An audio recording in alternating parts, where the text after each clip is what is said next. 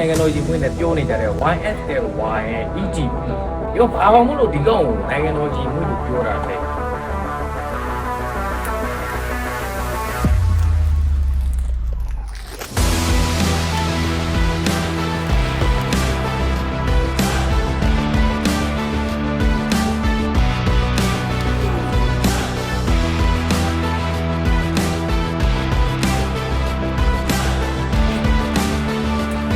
တာမှန်ပါပဲ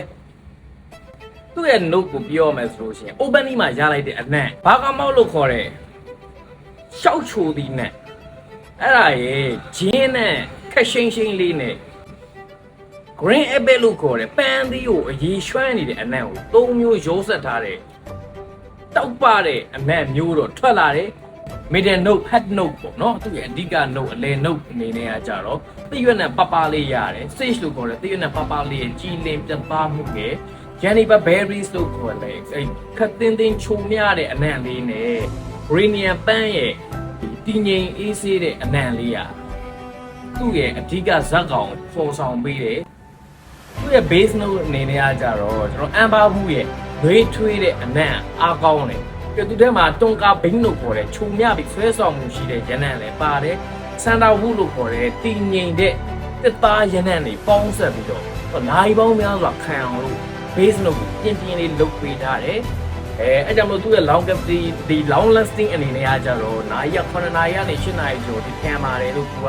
official ပြောထားတယ်ပေါ့နော်ကျွန်တော်တော့မသေးကြသေးဘူးစမ်းကြည့်ရအောင်ပါမယ်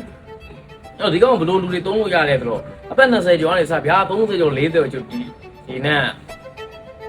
သုံးလို့ရတဲ့အနံ့ထဲမှာပါတယ်ဥတုမရွေရာသီမရွေစောင်းရာသီလဲ